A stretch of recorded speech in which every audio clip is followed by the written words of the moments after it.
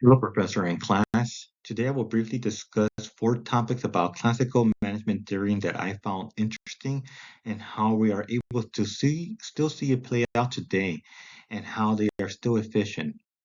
I will touch briefly on the writings of Frederick W. Taylor, Max Weber, Leonard D. White, and Mary Parker Follett. In his essay, Frederick Taylor speaks about the duties and burden that manager must take on. On Article 8, page 56, the fifth paragraph, Taylor emphasizes the role that the managers take when it comes to the collection of knowledge and recording it, and in many cases, rendering that information to the laws, rules, and even mathematical formula, all with the goal of being more efficient. Such an endeavor seems cold to me, lacks the human element. In other words, cold hard facts, numbers, science. Currently, we are seeing this play out in real life with Elon Musk and Doge. By using data collection and coding, which are mathematical formulas, Doge is cutting spending in the name of efficiency by laying off thousands of people. Once again, code our facts, lacks the human element, strictly science. Prime example of what Tyler was speaking about. Now I jump to Max Weber.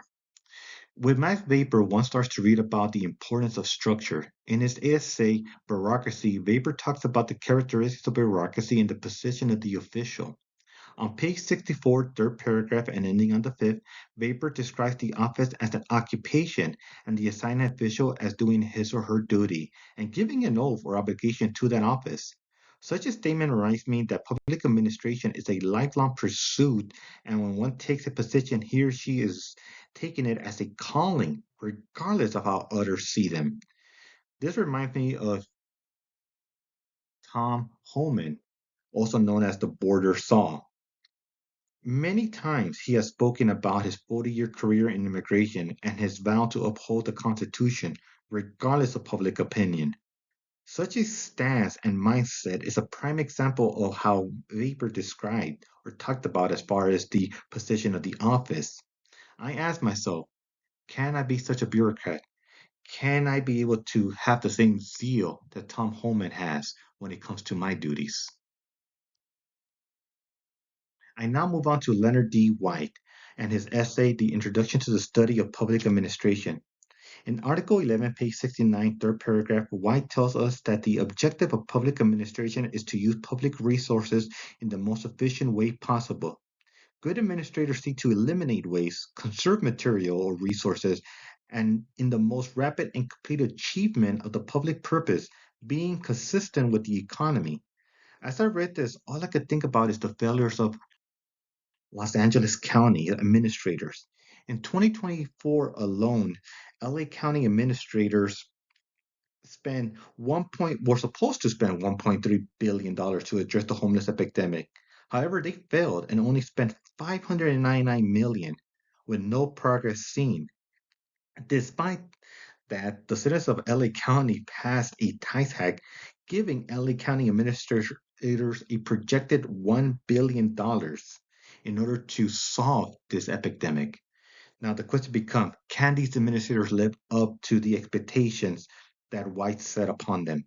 Can they live up to the name and the title of public administrators? Lastly, I get to the writings of Mary Parker Follett. In her essay, The Giving Orders, in Article 12, page 77, paragraph 2, Follett informs us how the same words can rouse a different response when it is heard in certain places, in certain occasions, and by certain individuals. With these factors in mind, one might prevent a negative response. This reminded me of my current employer, Orange County Healthcare Agency. At this moment, we are facing a budget deficit, a crisis. Hiring has been frozen. Currently, right now, we are giving more duties. I'm currently working two different programs. At first, we were given an email talking about this, letting us know, and we took it hard. We took it all bad. But then we spoke to our supervisor, both one-on-one and as a group, and with their support and their initiative, we were able to understand why we have to do what we did, and we were more positive. We were more optimistic about the future. Prime example of how the occasion, the place, and individual could make all the difference when taking notes. With that, this comes an end to my presentation, and I ended with this Bible verse about calling. May all of us remember that we are called to be public administrators and live up to that. Thank you. Bye.